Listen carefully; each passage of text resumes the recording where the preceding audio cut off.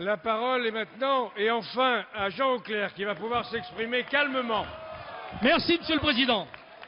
Ma question s'adresse à Monsieur Philippe Richert, ministre en charge des collectivités, et s'y associe mon ami Jean-Pierre Dupont, député de la Corrèze.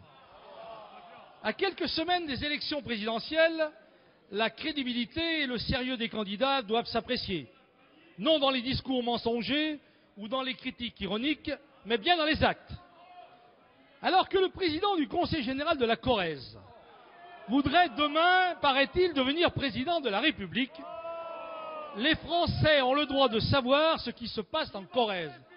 Oui, Monsieur le Président, les Français ont le droit de savoir ce qui se passe en Corrèze, car c'est l'argent de tous les Français qui est appelé à la rescousse de la mauvaise gestion de ce département. En effet, la Corrèze vient d'appeler au secours le gouvernement pour obtenir une aide d'urgence de 11,5 millions d'euros pour pallier à sa mauvaise gestion. La Grèce a appelé le FMI au secours.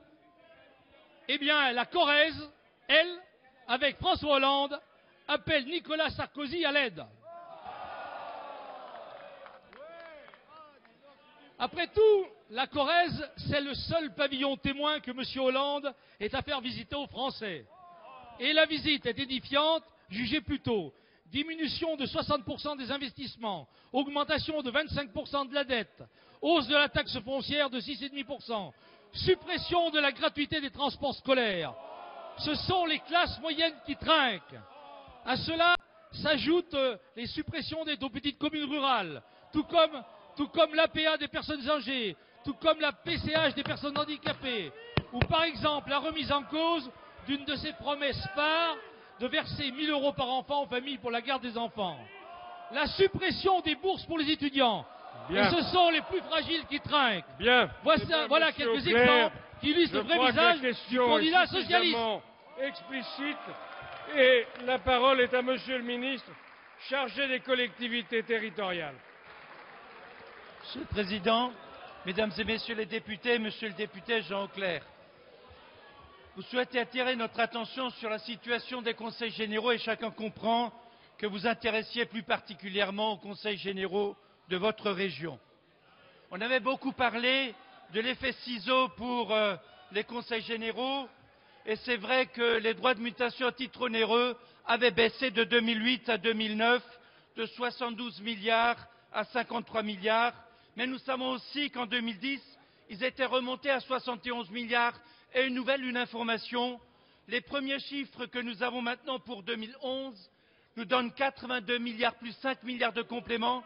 Ça fait 87 milliards, c'est-à-dire, je le compare avec 2009, 53 milliards, nous passons à 87 milliards. Mais c'est vrai que tous les départements ne sont pas logés à la même enseigne.